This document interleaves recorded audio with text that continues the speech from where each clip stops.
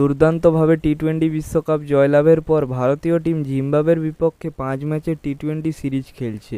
ভারত শ্রীলঙ্কার বিপক্ষে ODI series খেলতে চলেছে। সবেমাত্র টি-20 চ্যাম্পিয়ন হওয়ার পর 2025 চ্যাম্পিয়ন ট্রফির দিকে নজর দিয়েছে ভারতীয় টিম।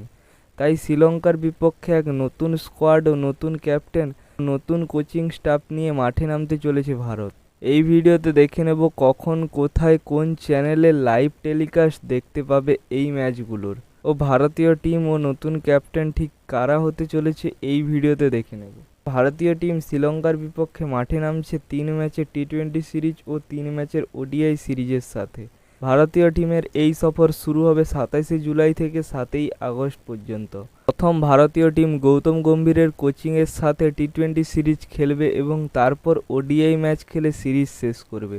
প্রথম 3টি টি-20 সিরিজ 27, 28 ও 30শে জুলাই তারিখে খেলবে ভারতীয় টিম।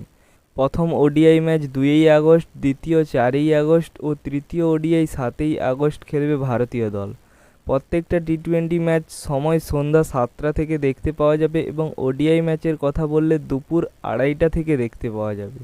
এই ম্যাচগুলো কোন চ্যানেলে লাইভ দেখতে পাওয়া যাবে টিভিতে ও মোবাইল ফোনে, সেই কথা বললে এই ম্যাচগুলো টিভিতে সোনি চ্যানেলগুলোতে দেখতে পাওয়া যাবে, যেগুলোতে জিম্বাবুয়ে সিরিজ দেখতে পাওয়া যাচ্ছে। সোনি লিভে লাইভ স্ট্রিমিং দেখতে পাওয়া যাবে। এই সিরিজের জন্য ভারতীয় টিম গৌতম গম্ভীরের সাথে মাঠে নামতে চলেছে।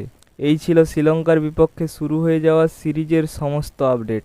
পরবর্তী আপডেটের জন্য চোখ রাখুন ক্রিকেট বাংলা ধামাল ইউটিউব চ্যানেলে। ধন্যবাদ সবাইকে।